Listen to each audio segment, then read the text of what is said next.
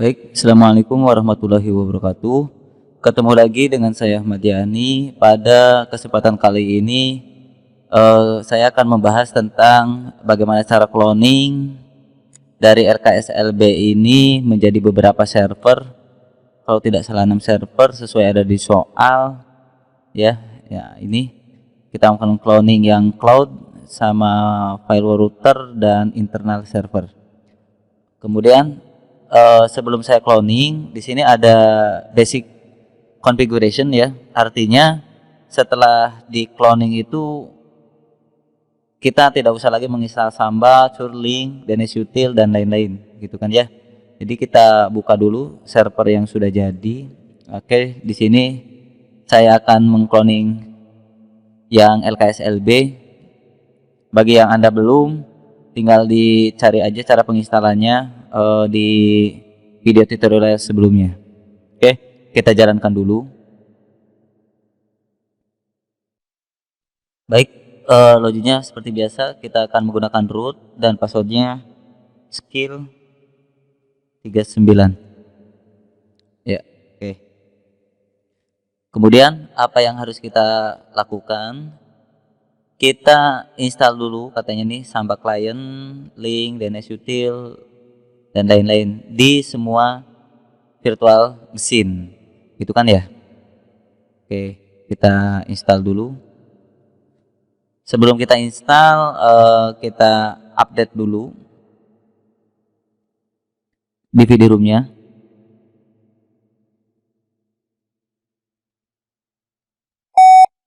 Ini kan baru DVD 1 ya. Kita tambahkan dulu yang DVD 2 dan 3-nya.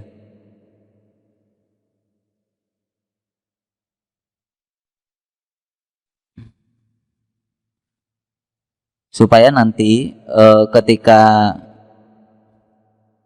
mengkonfigurasi, jadi paket-paketnya sudah tinggal install aja gitu. Tidak perlu lagi pembacaan DVD-nya satu persatu. Dan ini untuk latihan ya. Kalau di soalnya di ujiannya itu sepertinya tidak boleh di cloning.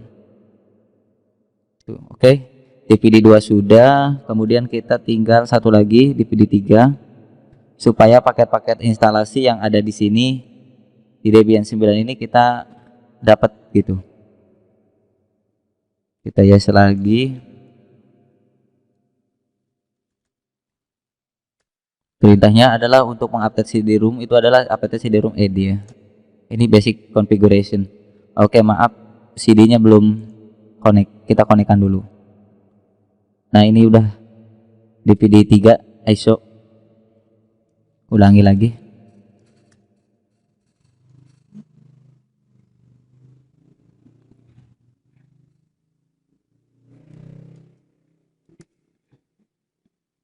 Oke. Setelah itu kita update.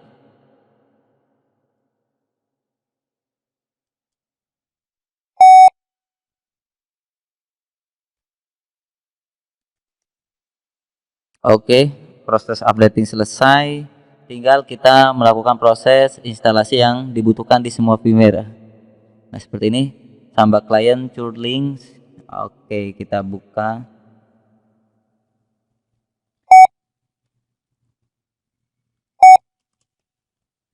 Jadi jangan satu-satu ya. Jadi supaya ketahuan enaknya jadi apt min y install ya. DNS util apa tuh? Sorry, link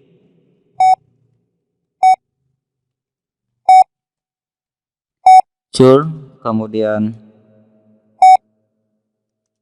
nettool ya supaya ini bisa di IP config, kemudian apa tuh telnet, kemudian apa lagi nih Samba client. Lihat soal dulu. FTP, oh SSH nih yang penting nih.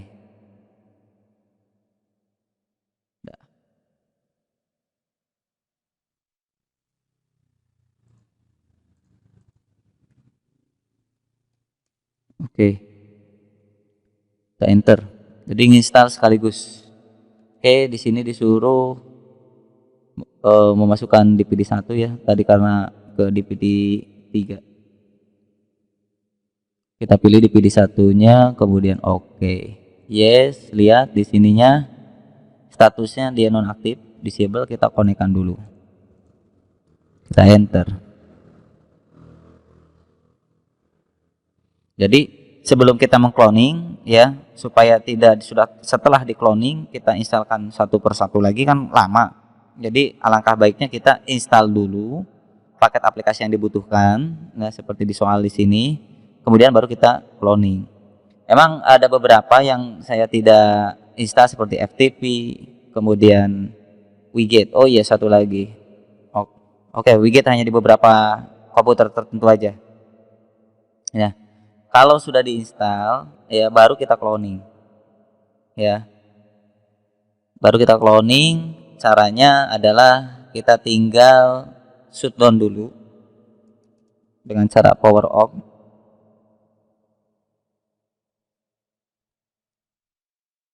Nah, udah selesai. Kita akan cloning ke beberapa bagian. Yang pertama, kita lihat diagramnya dulu. Tadi kan LSLB ya, kita clone dulu LKS server 1 dan LKS server 2 satu-satu. Nah, yang akan di cloning yang ini ya, jangan yang client, ini GUI. Ya, kita yang CLI, yang LB. Nah, klik kanan, kemudian kita manage, kemudian kita clone. Next, kemudian ini next lagi, dan clone metodenya kita yang full, ya, yang full clone. Nah, ini namanya apa? LKS SRV 1 ya, di D, kemudian di sini kita buatkan foldernya sama LKS SRV 1, kita simpan di situ. Oke, kemudian finish. Kita tunggu ya proses cloningnya. Oke, ada di sini, kita taikan sini, masukin lagi. Oke, kemudian yang LB, yang master, kita cloning lagi terus ya, sama create. Di sini kita buat LKS SRV 2, sama kita satukan di sini di foldernya ya, LKS SRV 2. Oke, kita finish.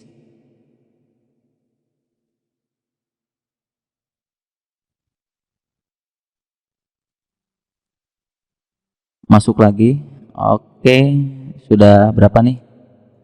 Oke, yang LB sudah, kemudian kita buat yang cloud sama yang LB yang master ya. Kita manage clone. Jangan lupa pilih yang CRUD. CRUD lagi. Grateful clone. LKS Cloud Edge. Sama, kita samakan aja foldernya. LKS Cloud Edge.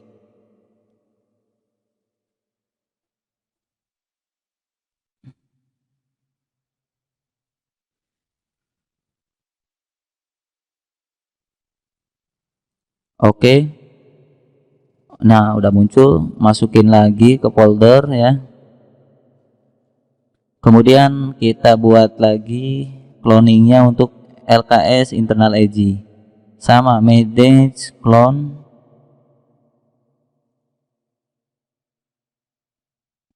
Namanya LKS internal edge.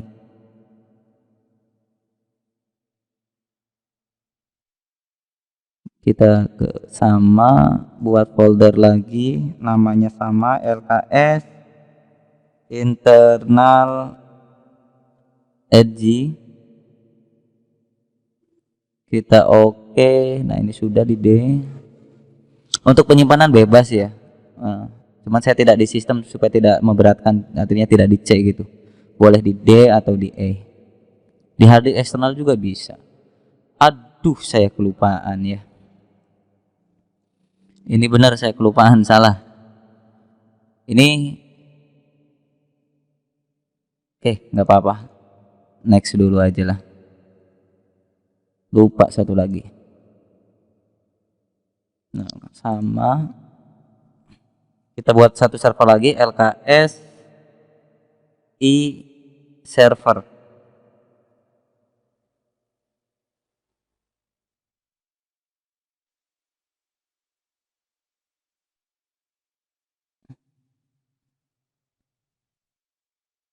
LKS i server.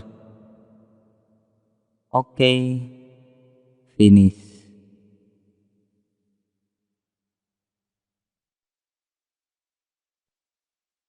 Ya, lupa. Di sini satu lagi yang klien ya. Oke, kita buatkan clone. Mana ini? Oh, ini nggak kelihatan ya. Kita clone sama jadi LKS i client. Jadi itu internal client ya. Ini browse di D, satukan buat folder LKS i client.